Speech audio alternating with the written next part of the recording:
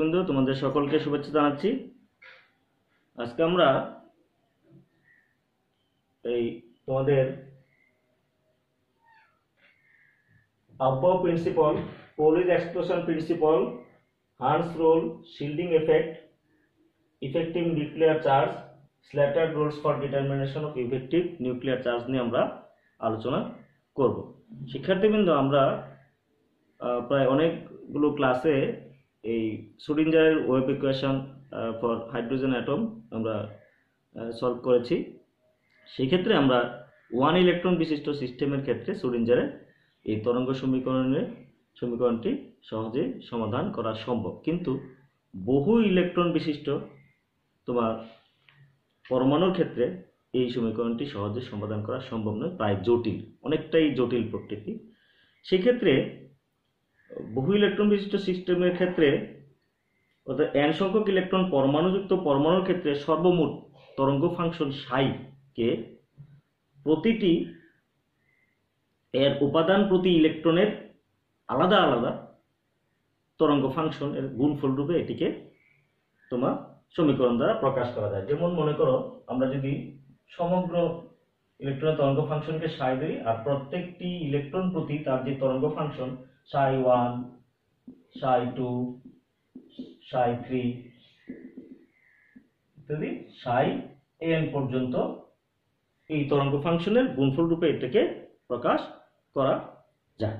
এই রূপে বহু ইলেকট্রনযুক্ত অধিকাংশ পরমাণুর ক্ষেত্রে শ্রোডিঞ্জারের তরঙ্গ সমীকরণ মোট সমাধান বিষয়টি অত্যন্ত জটিল প্রকৃতির, কারণ বহু ইলেকট্রন বিশিষ্ট পরমাণুর ক্ষেত্রে শ্রোডিঞ্জারের সমাধান বাস্তবিক পক্ষে প্রায় অসম্ভব।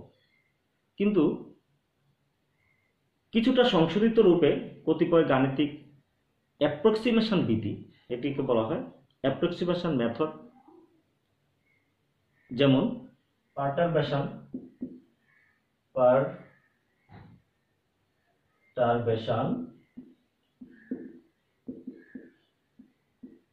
থিওরি, 2 নম্বর হলো ভেরিয়েশন থিওরি।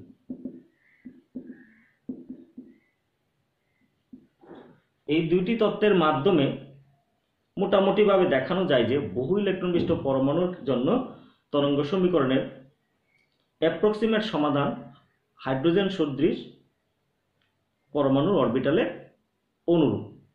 অরবিটালের ব্যাখ্যা সেক্ষেত্রে আমরা দিতে পারি। এইরূপ গাণিতিক সমাধান থেকে কিছুটা হলেও দেখানো যায় যে বিভিন্ন অরবিটালে শক্তির যে একটা ক্রম, সেটি হলো s অরবিটালের শক্তির চেয়ে p অরবিটালের শক্তির পরিমাণ একটু বেশি, p অরবিটালের চেয়ে d অরবিটাল, d অরবিটালের চেয়ে f অরবিটালের শক্তির ক্রম বেশি। অর্থাৎ কোনো পরমাণুর অরবিটালের শক্তি ওই পরমাণুর নিউক্লিয়াসে বিদ্যমান চার্জ তথা পারমাণবিক সংখ্যা এবং পরমাণুর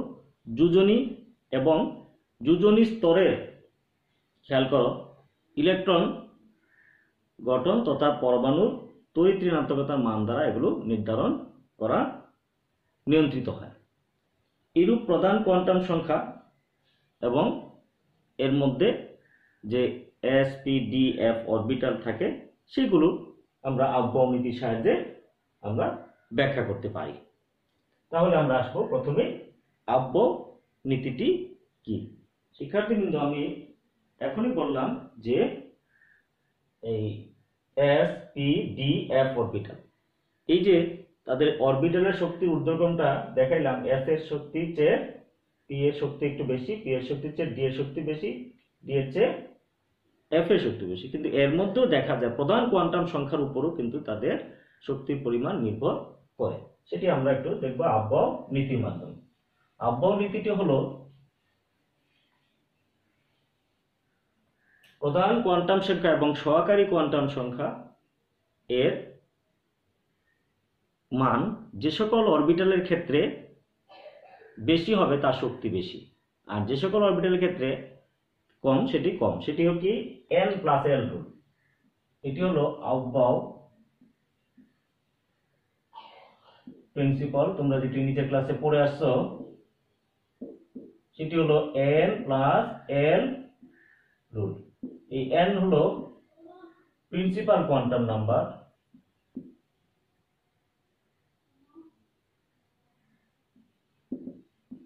প্রিন্সিপাল কোয়ান্টাম নাম্বার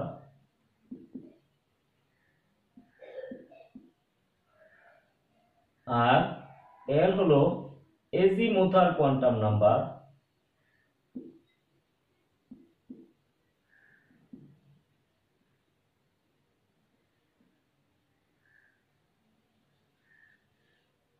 এই দুটি যোগফল হিসেবে যে সকল অরবিটালের ক্ষেত্রে এর মানটা বেশি তার শক্তি বেশি। যেমন আমরা যদি দেখি, যদি আমরা দেখি এখানে তোমার 4s আর হলো 3d, কার শক্তি বেশি? ইলেকট্রন আগে 4s এ যাবে না 3d তে যাবে? তাহলে 4s এর ক্ষেত্রে এখানে যদি n প্লাস l দেখো, n হলো 4 আর l হলো 0, এটা 4, আর এটি হলো n প্লাস l, n হলো 3, l হলো 2, অর্থাৎ এটি হলো 5। শিক্ষার্থীবৃন্দ, দেখা যাচ্ছে যে এখানে এই 4s এর মান 4, 3d এর মান কি 5, তাহলে 3d এর শক্তি বেশি, অর্থাৎ 3d এর শক্তি বেশি, 4s এর শক্তি কম, অর্থাৎ 4s অরবিটাল ইলেকট্রন আগে প্রবেশ করবে। অ্যাকর্ডিং টু আবভ প্রিন্সিপাল, এই n প্লাস l রুল অনুসারে যে সকল অরবিটালের শক্তি কম সেটি নিম্ন শক্তি সম্পন্ন, এই নিম্ন শক্তির অরবিটালে ইলেকট্রন আগে প্রবেশ করবে, এরপর আস্তে আস্তে উচ্চ শক্তির অরবিটালে ইলেকট্রন প্রবেশ করবে। এইভাবে আমরা আবভ নীতির সাহায্যে অরবিটালের শক্তির একটি ঊর্ধ্বক্রম আমরা নির্ণয় করতে পারি। সেটি কি? সেটি হলো যেমন s, sp, sp, sdp, sdp, sdp, sfdp. s starts from 1 2 3 4 5 6 87. 2 p starts from 2 3 4 5 6 7. d starts from 3 3 4 5 6. f starts from এখানে দেখো sfdp, sfdp, 1 2 3 4 5 6 7,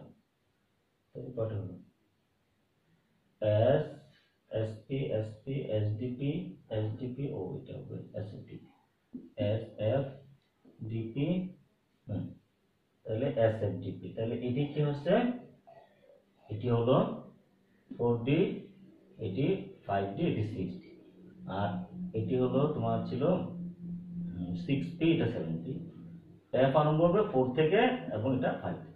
এটি হলো অরবিটালের শক্তির ঊর্ধ্বক্রম। সেক্ষেত্রে দেখা যাচ্ছে যে এর শক্তি এর চেয়ে বেশি।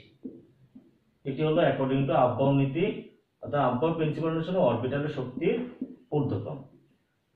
ইলেকট্রনগুলো এভাবে বিভিন্ন নিম্ন শক্তির অরবিটাল আগে প্রবেশ করবে এবং এর পরবর্তীতে উচ্চ শক্তির অরবিটালে প্রবেশ করবে।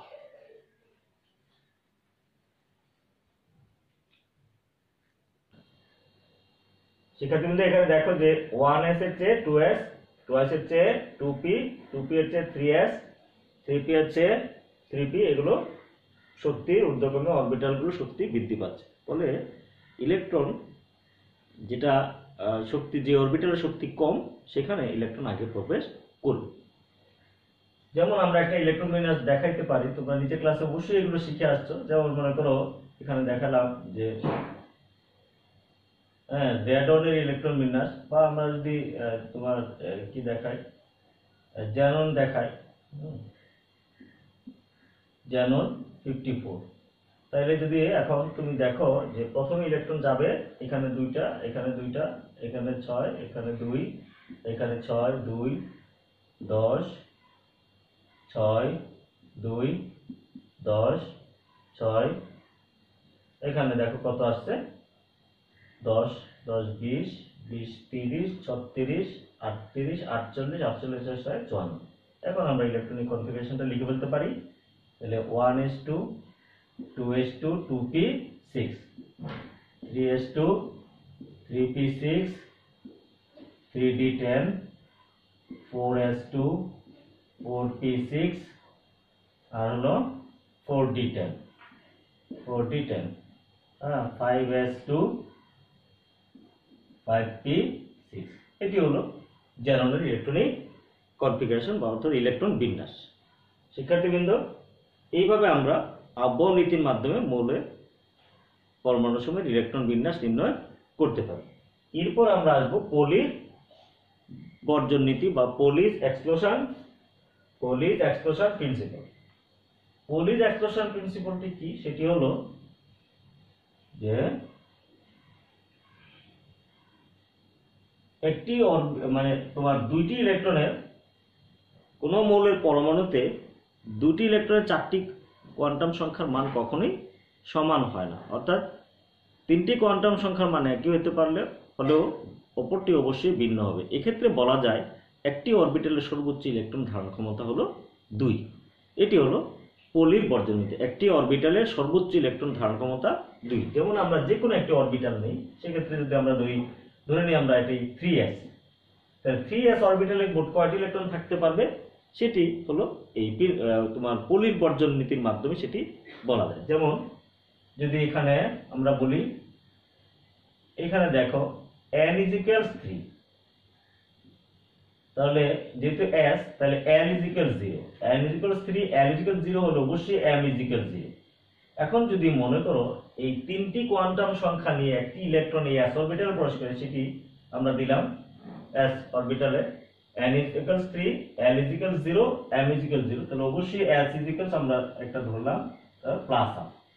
তাহলে এই ইলেকট্রনটি এই চারটি কোয়ান্টাম সংখ্যা নিয়ে 3s অরবিটালে প্রবেশ করে। এখন এখানে কি আরেকটি ইলেকট্রন প্রবেশ করতে পারবে কিনা সেটি হলো আমাদের পলির বর্জন নীতি অনুসারে বলা যায় যে সেখানে আরেকটি ইলেকট্রন প্রবেশ করতে পারে।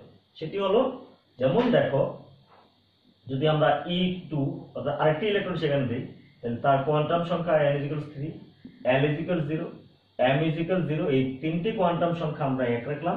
অবশ্যই অপর এটি কিন্তু একটি অরবিটালকে নির্দেশ করে, অবশ্যই অপর কোয়ান্টাম সংখ্যাটি হবে -12, স্পিন কোয়ান্টাম সংখ্যা -12। সেভাবে 3s অরবিটালে সর্বোচ্চ 2টি ইলেকট্রন ধারণ করতে হবে। এটি যে কোনো p অরবিটাল, যে কোনো d অরবিটালের ক্ষেত্রেও প্রযোজ্য। অর্থাৎ যে কোনো একটি অরবিটালে সর্বোচ্চ কয়টি ইলেকট্রন? 2টি ইলেকট্রন থাকতে পারে। এবার আমরা আসবো Hans rule. According to Hans rule, এটা কি ইলেকট্রন মাল্টিপ্লিসিটি রুল বলা হয়। মাল্টিপ্লিসিটি রুল যেটা হলো যে সমশক্তির অরবিটালগুলোর মধ্যে, এটি হলো হান্স রুল, সমশক্তির অরবিটালগুলোতে ইলেকট্রন প্রথমে সর্বাধিক বিজোড় অবস্থায় সমমুখী স্পিনে প্রবেশ করবে, এরপর সে তোমার জোড়াবদ্ধ হতে পারবে। সেটি কি? যেমন মনে করো যদি নাইট্রোজেনের ইলেকট্রন বিন্যাস ধরি, নাইট্রোজেন 1s2 2s2 2p, এখানে 2p3, তাহলে এই যে এখানে p অরবিটালে কয়টি ইলেকট্রন আছে? 3টি ইলেকট্রন, কিন্তু আমরা জানি 3টি p অরবিটাল আছে, 2px 2py 2pz। তাহলে এই প্রত্যেকটি অরবিটালে একটি করে ইলেকট্রন সমমুখী স্পিনে প্রবেশ করবে। এটি হলো তোমার কুন্ডের নীতি।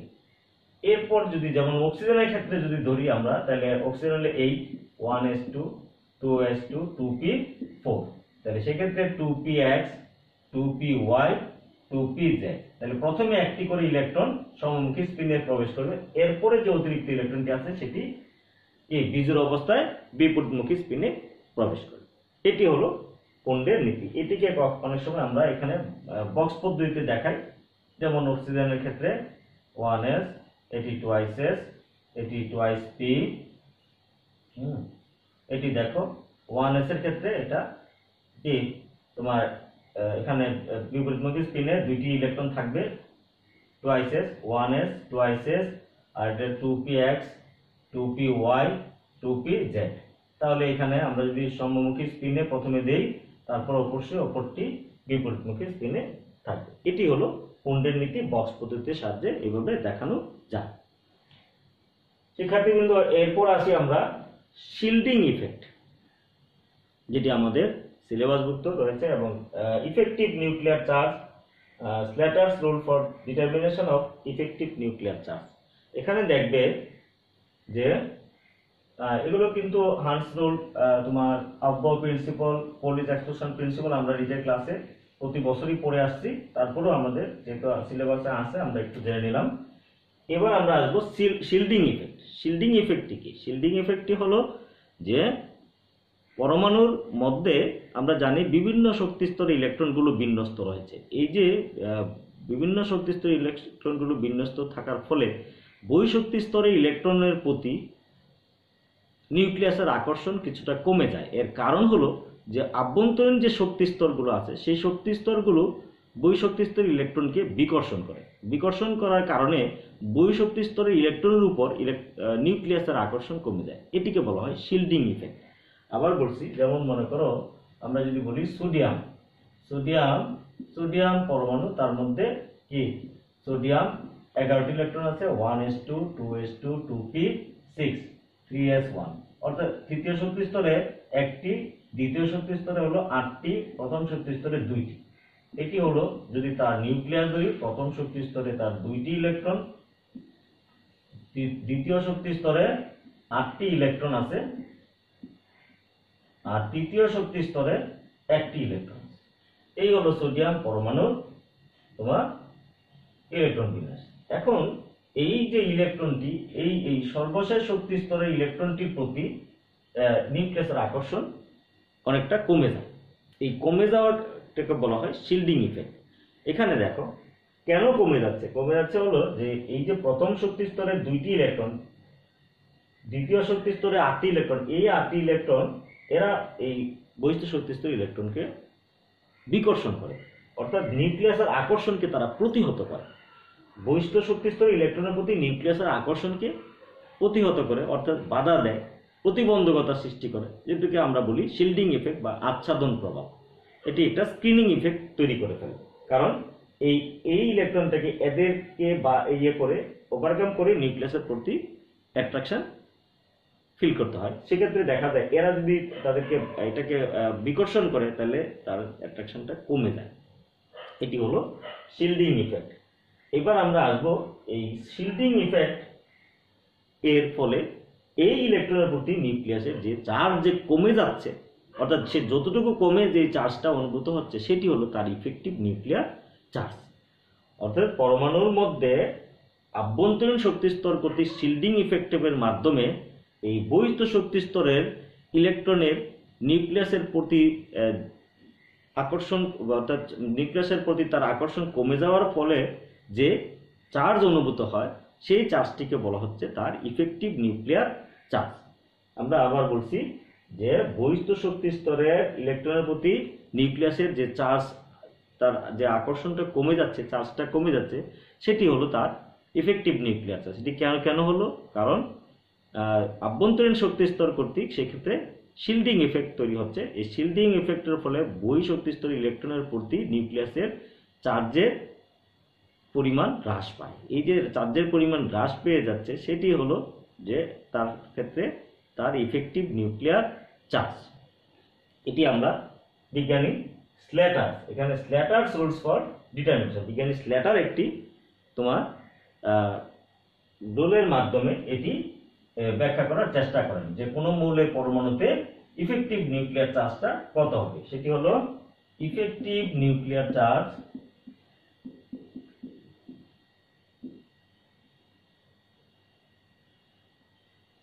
ইফেক্টিভ নিউক্লিয়ার চার্জকে বিজ্ঞানী স্ল্যাটার এটি তোমার জেড স্টার দ্বারা তোমার সূচিত করেন, এবং Z star is equals Z minus sigma. এখানে সিগমা হলো শিল্ডিং ইফেক্ট, এটি হলো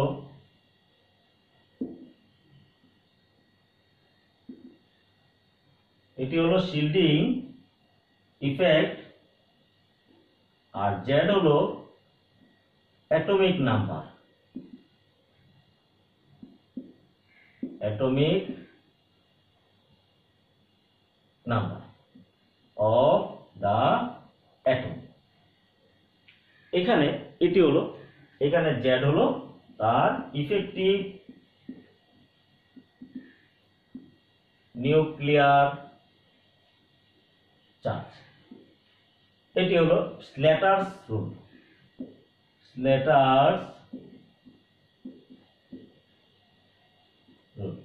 Slater's rule for effective nuclear charge সেটি কি জেড স্টার, এখানে দেখো জেড মাইনাস কে সিগমা, এই যে জেড মাইনাস সিগমা সেটি হলো তার তোমার এখানে জেডটি কি, জেডটি হলো ইফেক্টিভ, জেডটি হলো তার পারমাণবিক সংখ্যা, জেড স্টার হলো ইফেক্টিভ নিউক্লিয়ার চার্জ, আর তোমার এই সিগমা হলো এখানে ইফেক্টিভ, এখানে সিগমা হলো শিল্ডিং ইফেক্ট, এটাকে বাংলায় ফলপ্রসূ নিউক্লিয়ার চার্জও বলা হয়।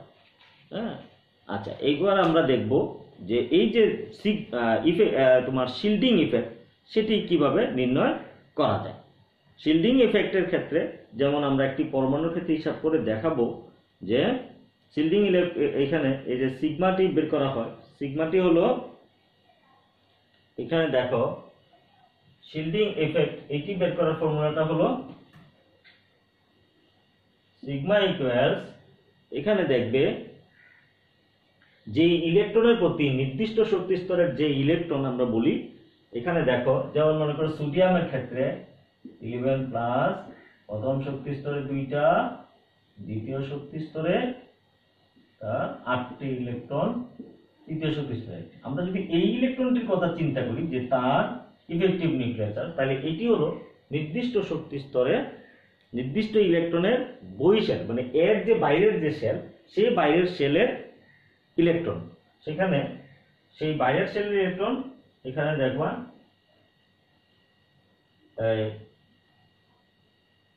সিলেক্টিভ, এটা হলো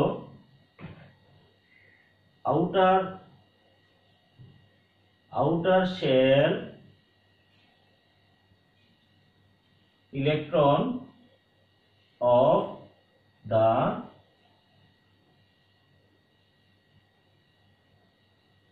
outer shell of the electron of the selective electron, এটি ইনটু হলো তোমার 0.35। এরপর হলো আউটার শেল, মানে আমরা যে সিলেক্টিভ যে ইলেকট্রনটা ধরেছি সেই তার সাথে নাম্বারস অফ ইলেকট্রন, সিলেক্টিভ এখানে দেখো outer shell electron, total outer shell electron যেটাই দাও না কেন আউটার শেল ইলেকট্রন দিতে হবে, সেটি হলো দ্য সিলেক্টিভ ইলেকট্রন ইনটু কি 0.35, এটি হলো আমরা যেটাকে বলি, হ্যাঁ এটি nth শেল বলা হয়, বা nth shell electron of the selective electron, outer না বলে nth শেল বলতে হবে। এরপরে প্লাস হলো n-1 কি শেল ইলেকট্রন ইনটু 0.85, এটি হলো 0.85। এরপর হলো inner shell, inner shell electron,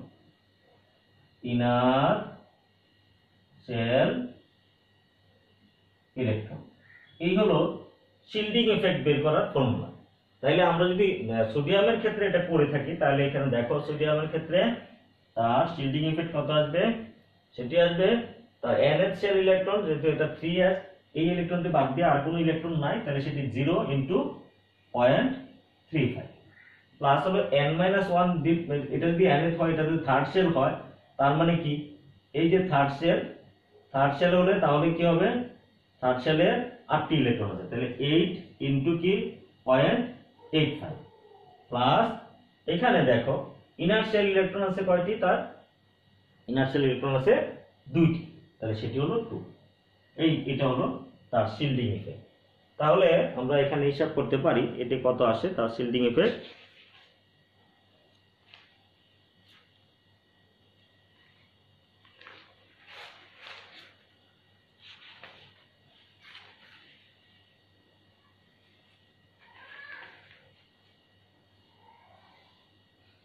এটি এখন তুমি দেখবে যে এর যে শিল্ডিং ইফেক্ট যেটি আসবে সেটি হলো এটা হলো এটা হলো এখানে খেয়াল করো ইনার্শিয়াল ইলেকট্রন তো টোটাল হলো এখানে কত তোমার 8 8 আর 2 কত 10, তাহলে 10 × 1 এটি আসবে তার শিল্ডিং এফেক্ট। এবার আমরা যদি তার তোমার effective nuclear charge that mean Z star আমরা বের করি, তাহলে Z star is equals Z minus sigma, তাহলে সেক্ষেত্রে কি আসবে জেড হলো 11, জেড যদি 11 হয় তাহলে এটি দেখো এখানে এটা আমরা ভুলে গেছি, এটা হলো 2 জেড, এটি কত আসবে এটি এইখানে আমরা ব্র্যাকেট দিয়ে লিখি 0 × 0.35 প্লাস 8 × 0.85 প্লাস 2 × 1, এটি আসবে 2.2। আমি রেজাল্টটি লিখে দিলাম, তোমরা ক্যালকুলেশন করে এটা বের করে নিতে পারো। এটি হলো তোমার এই বহিঃস্থ শক্তি স্তর ইলেকট্রনের প্রতি এই নিউক্লিয়াসের ফলপ্রসূ নিউক্লিয়ার চার্জ, যেটিকে বলা হয় আমরা ইফেক্টিভ নিউক্লিয়ার চার্জ। ঠিক একইভাবে আমরা যদি পটাশিয়ামটা কাউন্ট করে দেখাই, পটাশিয়ামটা কাউন্ট করে দেখি তাহলে কি আসবে, তোমাকে প্রথমে ইলেকট্রনিক কনফিগারেশনটা অবশ্যই জানতে হবে। পটাশিয়ামের ক্ষেত্রে দেখো পটাশিয়াম হলো 19, 1s2 2s2 2p6 3s2 3p6 4s1, তাহলে এখানে তার যে জেড স্টার যেটি আসবে সেটি হলো তার পারমাণবিক সংখ্যা, এটি হলো জেড মাইনাস সিগমা, সেটি হলো 19। এরপরে এখানে আসবে তার এই এনএচ সেলের তোমার সিলেক্টিভ ইলেকট্রন ছাড়া আর কোনো ইলেকট্রন যেহেতু নাই, তাহলে সেই ক্ষেত্রে আমরা কি বলবো যে এটি হলো তোমার কি 0 × 0.35 প্লাস n-1 সেলে কয়টি আছে তার 8টি, তাহলে 8 × 0.85, আর ইনার সেলে তার টোটাল কয়টি আছে 10টি প্লাস 10 × 1, এটি হলো তার শিল্ডিং ইফেক্ট। তাহলে দেখা যায় এক্ষেত্রে তার ইয়েটা কত আসবে, সেক্ষেত্রে তোমার এর রেজাল্ট আসে এটাও তোমার 2.2, অর্থাৎ এর বহিঃশক্তি স্তর ইলেকট্রন তার যে ইফেক্টিভ নিউক্লিয়ার চার্জ সেটি হলো 2.2। আমরা যদি একইভাবে ক্লোরিনের ক্ষেত্রে হিসাব করি, ক্লোরিন হলো 17 হলে এটা 1s2 2s2 2p6 3s2 3p5 এটি। তাহলে দেখো এখানে তার যে Z star effective nuclear charge সেটি কি হবে জেড মাইনাস সিগমা, তাহলে সেক্ষেত্রে কত আসবে, এখানে দেখো যে তার এটি হলো তার অ্যাটমিক নাম্বার 17, আর যে ইফেক্টিভ তার যে তোমার শিল্ডিং এফেক্ট সেটি কত আসবে, সেটি হলো যে তার এখানে দেখো আমরা যদি 7টি ইলেকট্রন ধরি, তাহলে যে একটি ইলেকট্রনের প্রতি যদি তার মানে তার ইফেক্টিভ নিউক্লিয়ার চার্জ, তাহলে এখানে এনএচ সেলে আর কয়টা ইলেকট্রন থাকবে 6টা, এই যে 6টা অর্থাৎ 7টা ইলেকট্রন, তাহলে 6 × 0.35 প্লাস n-1 8 × 0.85 এইটা, আর হলো ভিতরে শক্তি স্তরে আছে কয়টা তার 2টা, তাহলে 2 × 1, এটি হলো তার শিল্ডিং ইফেক্ট। এটি হিসাব করলে দেখা যায় এটিও আসে তোমার 6.1, এটি হলো 6.1, অর্থাৎ এটি হলো তার কি p অরবিটালের ক্ষেত্রে দেখা যায় তার ইফেক্টিভ নিউক্লিয়ার চার্জ বাড়ে, অর্থাৎ s অরবিটালের ক্ষেত্রে তার ইফেক্টিভ নিউক্লিয়ার চার্জ এখানে আমরা যেটা দেখলাম যে তার ইফেক্টিভ নিউক্লিয়ার চার্জ কমবে, আর p অরবিটালের ক্ষেত্রে তার ইফেক্টিভ নিউক্লিয়ার চার্জ একটু বাড়ে, সেটি আমরা এক্ষেত্রে দেখে নিলাম। শিক্ষার্থীবৃন্দ, এই ছিল Slater's rule for the determination of the effective nuclear charge. আমরা এই চ্যাপ্টারের বিশেষ করে অ্যাটমিক স্ট্রাকচারটি আজকের ক্লাসের মাধ্যমে এটি মোটামুটি আমরা আলোচনা করলাম। আগামী ক্লাসে আমরা নতুন একটি চ্যাপ্টার নিয়ে আলোচনা করব। তোমাদের ধন্যবাদ তোমাদের সবাইকে।